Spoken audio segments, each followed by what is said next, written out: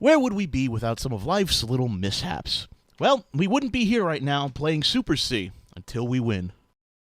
Originally, I thought this episode was going to be released a week earlier and was going to be about Super Mario Bros. 2 Japan. Then I learned the video I was recording didn't have any video at all, so we're playing Super C instead because I could get this game to work. Super C is the NES port of the arcade game Super Contra, which is a sequel to the original Contra. Technically, there's a story here with Bill Rizer and Lance Bean, but it's the NES, so the story basically amounts to jump out of a helicopter, blow shit up. And you know what? I'm okay with that. Oh, speaking of which, the European and Australian versions of the game were called Probotector 2, Return of the Evil Forces, because the sensitivities of these people would have been offended should humans spill human blood. There's really nothing confusing about the game's development history I can tell you about. Konami developed and published both the arcade and the NES versions of the game. There are, however, other versions of the game. The Commodore Amiga version, no, not the Commodore 64, was developed by Unlimited USI, which was actually a hybrid of the NES and arcade versions. While it's not exactly good, action games in those days didn't perform very well on the various computer platforms, it does stand out as unique among the Super C ports. The IBM PC version of the game has some awesome-looking art, and by awesome I mean it looks like a kid in art class drew it. Still, it has both VGA and EGA mode, and looks a lot more detailed than the muddied-down NES version. It was developed by Distinctive Software Incorporated, which, if you know your computer history, became EA Canada. I really don't recommend playing this on anything but the NES or the arcade. Now with that over with, Super C does have some weapons you'll want to familiarize yourself with. Nah, I'm kidding. Get the shotgun. It's the S icon on the floating power-ups. Well, actually, you'll get the machine gun first. It's the M icon, because constantly tapping that button is going to get annoying. But on the bright side, it's also going to help you develop a Nintendo thumb. Seriously, once you get the shotgun, don't bother getting any of the other power-ups.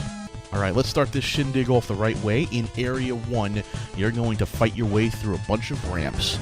There are a couple of sticking points on this map, namely the lobbed grenades. It's bad enough that you've got to dodge a bunch of shots from the enemies, but the grenades just add to the difficulty. The boss is a giant helicopter with 4 cannons. It's really simple. Destroy the cannons, don't get screwed by the hail of bullets, and you'll live to go to Area 2.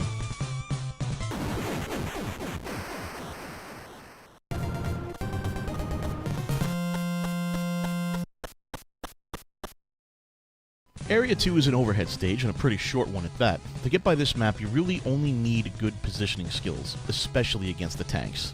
Practice makes perfect for this level, as you really just need to dispatch the enemies quickly in order to advance without having to dodge a metric ton of bullets.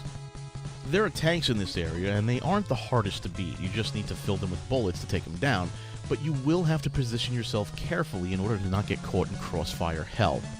The boss of this area is, gasp, a giant tank, with 3 enemies and a giant electric shield. Really, this is all about your ability to dodge bullets. Once the tank basically forces you back, kite it to the back of the screen and start dodging more bullets.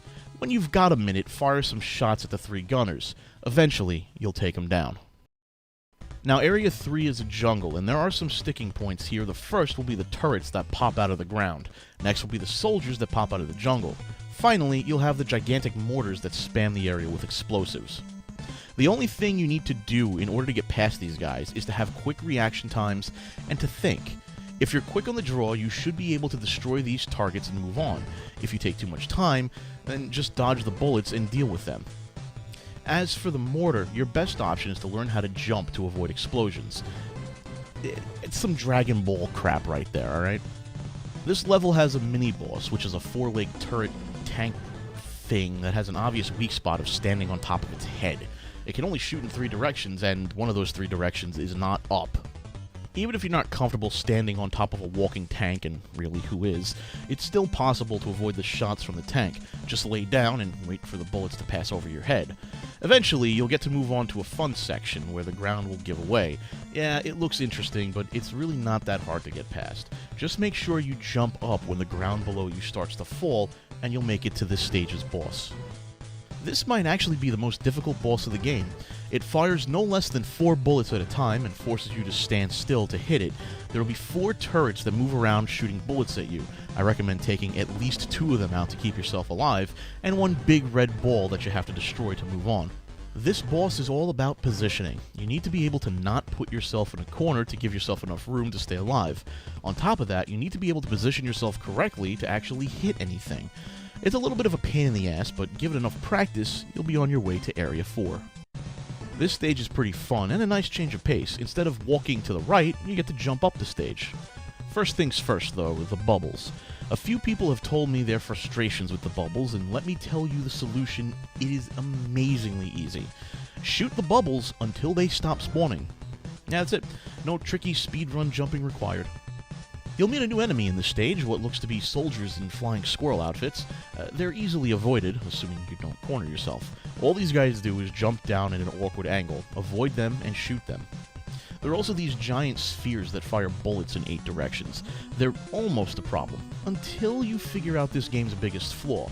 Anything that shoots in multiple directions will always choose to shoot down instead of at a 45-degree angle, so you can just be off-center of the spheres, stand under them, and fire away. They'll shoot down at you, thinking that's the best angle to hit you, and miss. There are 2 elevator sections in this stage. The first one isn't so annoying, but the second one will introduce mobile turrets that move fast, and these strange red-blue bubbles. The turrets are dealt with by simply being able to avoid bullets and having decent aim. The bubbles are, well, in a word, dicks. They float around in a semicircle, giving you a chance to kill them, then make a beeline for you. I do not recommend having the regular gun for this section. If you're stuck with it, I pity you, because you're going to die. A lot. The best way to deal with these bubbles is to have the shotgun. Otherwise, use the machine gun and pray that your bullets hit. After that annoying segment, you're going to go up against the boss that looks like a horrible dentist's torture device. Alright, so it really isn't. It's just some industrial-sized laser cannon. The good news for you is that this boss is exceedingly easy, if you have the machine gun. The bad news is that if you don't, then this boss can be quite the pain in the ass. This guy, he shoots multiple lasers in a row. Your job is to destroy each of the cannons before you die. You accomplish this by being on the side opposite the machine's movements. Once a set of lasers is fired off, make your move to the other side to avoid getting trapped in a corner. Destroy all the cannons, and you'll move on to Area 5. Area 5 gave me some fits. At first it's just an uphill climb, no big deal, but then the game throws these large purple boulders at you. They're easy to get past, right up until Konami decided to throw in an insta-kill rock that doesn't spawn until you try to jump across a gap. Yeah, it's a dick move. To get past this cheap kill, jump up to force the screen to move. This will force the rock to spawn and let you move on to the world's largest train that's apparently several stories high. Follow the train to the right, avoiding or destroying the floor turrets as you go, and you'll face off against the first alien boss of the game. This boss is a UFO kind of deal. It'll float around the screen lobbing skulls and what appears to be Lakitu spiked balls at you. If you don't have the shotgun, this one can get messy. The skulls move fast and the floating spiked balls are just slow enough to be annoying. Essentially, this fight is all about your ability to clear the mess up on the screen before you take your pot shots at the boss. Keep yourself safe first, take out the boss second. Area 6 presents the second overhead map of the game, and it's rather annoying. It starts off okay, just a few enemies shooting bullets at you, but then you have to cross this spiked, gaping alien vagina desert. I mean, screw this part, seriously. It took me the better part of a day to figure this one out. So here's the deal. These gigantic maws of death will spawn directly under you as you try to cross the chasm. If you're fast and lucky enough, you should be able to destroy them before they kill you. Should being the operative word. I find that it's far easier to cheese this part of the level. Keep your character on the far edge of the map, either the right or the left, and the giant alien vaginas won't be able to spawn directly on top of you. After that, a torrent of alien heads will spawn around you, and I don't know what it accomplishes, but it sure is annoying. Please blow them up. Of course, the section after that is, well, tough. It's a straight-up gun-and-run segment. I highly recommend shooting as fast as possible and having the reaction times of a friggin' Jedi. But once you run the gauntlet, you'll get to blow up a door and then face a gigantic alien head. I used to think that this enemy was difficult. Having to deal with a snake-like compatriot while avoiding his missiles was kind of painful. Then something was spoken to me as if from on high. "Stand in the middle," the voice said, and so I did. I stood in the dead center of the screen and shot directly at the face. I suffered no defeat and moved on to Area 7. In Area 7, you'll get to go down, deep, deep down into the alien menace. Once you have the shotgun, it's really not that difficult of a level. You just need quick reaction times to deal with any enemies that pop up, or out as the case may be, and make your way down to the boss. I would say that this boss is damn near impossible. That is to say, if you don't have the shotgun. If you do, however, this guy is cake. Stand in the middle and wail away at him. If you don't, you're going to need to deal with a ton of stuff on the screen, and all of it wants to kill you. Really though, just make sure the stuff he spawns doesn't overwhelm you, and hitting this guy's weak point is a piece of cake. This is really all about how you can kill the additional stuff and staying out of harm's way while dealing damage. After all of that, it's the last area of the game, Area 8. I like to name this area, "Do you know how far you can jump?" the level. The first part is fairly simple, move forward and kill things. No problem, right? Well, then you get up to the jumping section, and you damn well better know how far you can jump, because you're going to need pixel-perfect precision to not fall off the edge of the world and die. Over and over again. Once you get the jumping down, remembering to dodge the super-fast alien turrets along the way, you're presented with a new challenge: floating alien fetuses and a collapsing ceiling. You know, there's something about this that makes me think Marines don't train to deal with this stuff in boot camp. So, what advice can I give you here? Kill the fetuses and jump over the gaps, and try not to jump across gaps while the ceiling is coming down. Probably the strangest sentence I've ever said in the UW. After the fetus mutilation, you're going to come up against the final boss, which is a thing. A spider, human, elephant thing. I don't know why, but this might be the easiest end boss I've ever faced. Basically, all you have to do is stand on the spider legs next to the human face and unload on it. Once in a while, you'll have to jump over or duck under a bunch of red spiky balls of death. It's really just a matter of timing. Taking out this boss is easy, and after playing the rest of this game, thankfully so. Once it's over, you get the end credits.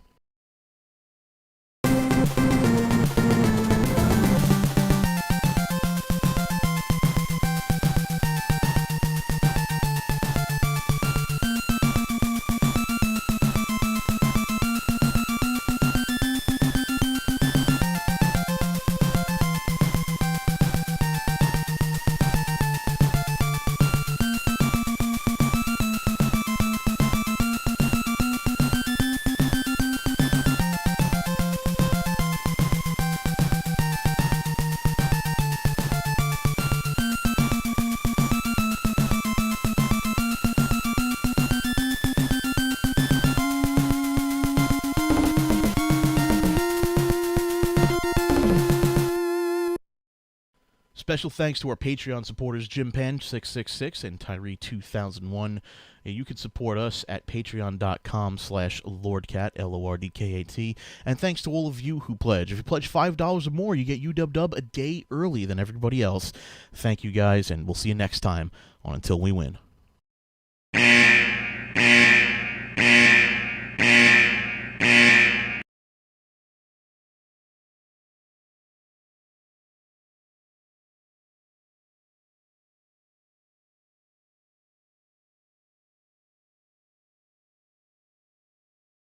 Beep-boop.